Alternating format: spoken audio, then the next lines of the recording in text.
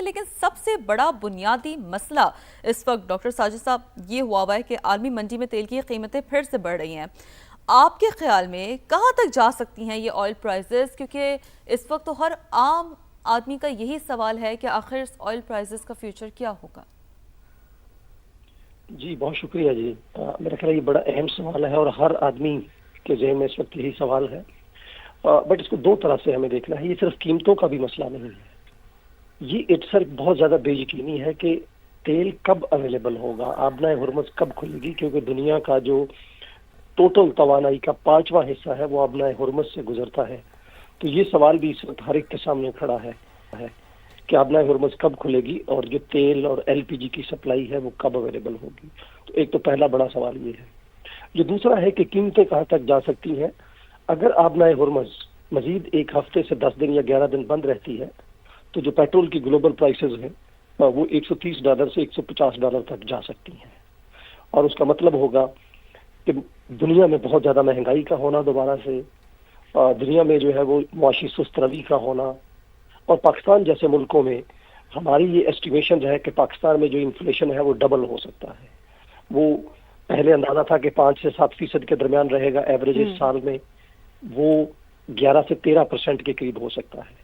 ہمارا جو امپورٹ بل ہے وہ 6 سے 8 بلین ڈالر مزید بڑھ سکتا ہے، مزید اضافہ اس میں ہو سکتا ہے، صرف آئل پرائسز کی وجہ سے، ایل پی جی کی پرائسز کی وجہ سے۔ اور اسی طرح جو ہماری گروتھ ہے جو کہ 4% کے قریب ایکسپیکٹڈ تھی، جو اسٹیٹ بینک کا خیال تھا کہ 4 سے 4.2% ہوگی، اگر آئل پرائسز بڑھتی ہیں اور اگلے 2-3-4 ماہ یہی کرائسس چلتا ہے تو چاہے پرائسز تھوڑی ایڈجسٹ بھی ہو جائیں تو جو ہماری گروتھ ہے وہ 3 یا 5% یا لیس دین 3% ہو سکتی ہے۔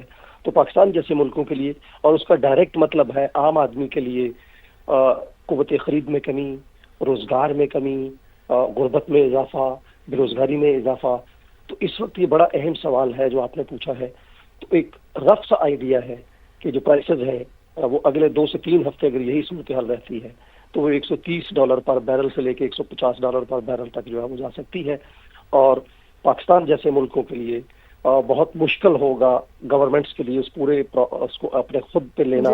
اس کا سارے کا سارا جو اثر ہے وہ عام آدمی تک جو ہے وہ یقینی طور پر آپ ٹھیک فرما رہے ہیں ساجد صاحب کہ اس کا جو اثر ہے وہ عام آدمی پر پڑے گا، اور وہ ہم دیکھ بھی رہے کہ وہ پڑ رہا ہے۔ تو آپ کو کیا لگتا ہے کہ پاکستان کو اس صورتحال میں کیا کرنا چاہیے، کس طرح سے مینیج کرنا چاہیے؟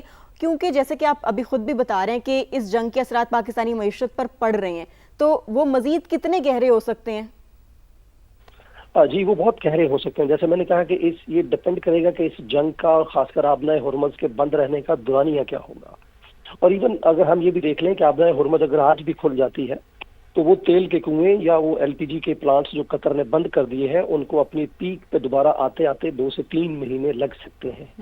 تو پاکستان تھوڑا سا اس سینس میں ایک اچھا نیوز یہ ہے کہ سعودی عرب سے ہمیں جو تھوڑی سی کچھ تیل کی سپلائی جو ہے وہ شروع ہو گئی ہے، تو شاید اتنا بڑا کرائسس نہیں آئے گا تیل کی سپلائی کا جتنا کہ آبنائے ہرمز کی وجہ سے ایکسپیکٹ کیا جا رہا تھا۔ لیکن چونکہ ہم نے عالمی منڈی میں قیمتوں کے برابر رکھنا ہے تو پاکستان کو جو لیسن سیکھنے کی ضرورت ہے، یہ جو پچھلا ہمارا 55 روپے فی لیٹر کا اضافہ ہوا ہے وہ پینک کا اضافہ تھا، کیونکہ ہم نے جو ریزرو نہیں رکھے 20 دن سے زیادہ کے۔ ہمارے جو قریبی ملک ہیں وہاں کسی میں 90 دن کے ہیں، کسی کے 60 دن کے ہیں۔ تو پاکستان کو جو ریکمینڈڈ ہے کہ سب سے پہلے تو ہمیں اپنے جو ریزروز ہیں وہ 60 سے 75 دن کے رکھنے چاہیے، ہمیشہ کے لیے وہ ہمارے پاس اویلیبل ہونا چاہیے، تاکہ اس طرح کی کسی بھی غیر یقینی صورتحال میں آپ کو پینک نہ کرنا پڑے، نمبر 1۔ نمبر 2، آئندہ جو اضافہ ہوتا ہے، ہم چونکہ آلریڈی 55 روپے فی لیٹر اضافہ کر چکے ہیں جو بہت بڑا اضافہ ہے، جو گورنمنٹ کا پیٹرولیم ڈیولپمنٹ لیوی ہے، ہمیں کچھ نہ کچھ برڈن جو ہے وہ پیٹرولیم ڈیولپمنٹ لیوی پہ لوگوں سے شیئر کرنا چاہیے۔ پرائسز کو ہمیں ضرور بڑھانا ہوگا عالمی منڈی کے ساتھ ساتھ، لیکن ہمیں وہ گریجول اضافہ کرنا چاہیے۔ یکمشت 50 روپے، 60 روپے یا 70 روپے اضافہ کرنے سے جو مہنگائی کا سیلاب آتا ہے وہ بہت زیادہ آتا ہے۔ تو جو دوسرا ایلیمنٹ ہمیں کرنا ہوگا، ہمیں پی ڈی ایل کے ساتھ جو لیوی گورنمنٹ نے کلیکٹ کی ہے پچھلے 1 سال میں بہت زیادہ، اور اس سال اس کا جو ٹارگٹ ہے وہ 1500 ارب روپیہ ہے، 1469 ارب روپیہ بہت زیادہ ہوتا ہے۔ تو ہمیں کہیں نہ کہیں وہاں ایڈجسٹ کرنا ہوگا اس برڈن کو۔ تیسرا جو ہے، جیسے ہم نے کورونا کے دوران کیا اور بہت ساری ٹائم پہ ہم نے کیا کہ ہمیں جو ٹارگیٹڈ سبسڈیز ہیں، کیونکہ جو پیٹرولیم اور یہ جو پیٹرول آئل ہے یہ بہت زیادہ بھی استعمال کرتا ہے جو آپ کا غریب طبقہ بھی ہے، رکشہ والا ہے، موٹر سائیکل والا ہے، ٹیکسی والا ہے، اس پہ بہت زیادہ بھی استعمال ہوتا ہے۔ تو ہمیں کہیں نہ کہیں जो एक टारगेटेड सब्सिडीज है, वो ग्रुप हमारा जो इस वक्त बहुत ज्यादा गरीब है, गुर्बत में पिसा हुआ है, तो हमें उनको चाहे बिस्क के जरिए, चाहे जो सूबाई हुकूमतें हैं उनके जो अपने प्रोग्राम्स हैं उनके जरिए हमें कहीं ना कहीं उनको भी करना होगा इजाफा। और फाइनली कि तेल की कीमतें जब बढ़ती हैं तो जो ट्रांसपोर्टर है, ये जो बाकी लोग हैं, वो उससे बहुत ज्यादा कीमतें बढ़ा देते हैं जितनी कीमतें बढ़ती हैं। तो वो जो एक्स्ट्रा प्रॉफिटियरिंग है, चाहे वो ट्रांसपोर्टर ले रहा है, चाहे वो बिजनेसमैन ले रहा है, चाहे वो कोई भी ले रहा है, तेल की कीमतों के बढ़ने के नाम पे हमें उसको भी रोकना होगा। जो खासकर सूबाई हुकूमतों का इसमें बड़ा अहम रोल होगा कि वो इसको किस तरह से मैनेज करती हैं। तो हमें 4 से 5 और फाइनली कि जो पेट्रोल की कंजम्पशन है, हमें उसको कम से कम करना होगा जब तक हमारी सप्लाई इंश्योर नहीं हो जाती। और उसके लिए गवर्नमेंट ने जो ऑलरेडी इकदाम लिए हैं उन पे हमें भरपूर अमल करना होगा, वर्क फ्रॉम होम का और बाकी चीजों का, बांग्लादेश और बाकी मुल्क। ये बड़ी अहम तजावीज़ है डॉक्टर साजिद अमीन साहब, बहुत शुक्रिया आपने समा को वक्त दिया।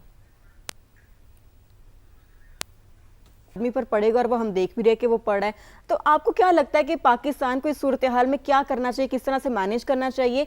क्योंकि जैसे कि आप अभी खुद भी बता रहे हैं कि इस जंग के असरात पाकिस्तानी मईशत पर पड़ रहे हैं, तो वो मजीद कितने गहरे हो सकते हैं?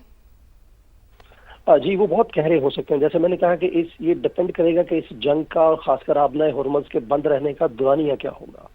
और इवन अगर हम ये भी देख लें कि आबनाए हुर्मुज़ अगर आज भी खुल जाती है तो वो तेल के कुएं या वो एलपीजी के प्लांट्स जो कतर ने बंद कर दिए हैं उनको अपनी पीक पे दोबारा आते आते 2 से 3 महीने लग सकते हैं।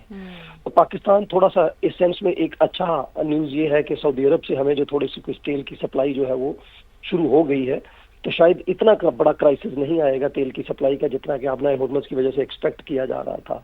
लेकिन चूंकि हमने आलमी मंडी में कीमतों के बराबर रखना है तो पाकिस्तान को जो लेसन सीखने की जरूरत है, ये जो पिछला हमारा 55 रुपए फी लीटर का इजाफा हुआ है वो पैनिक का इजाफा था, क्योंकि हमने जो रिजर्व नहीं रखे 20 दिन से ज्यादा के।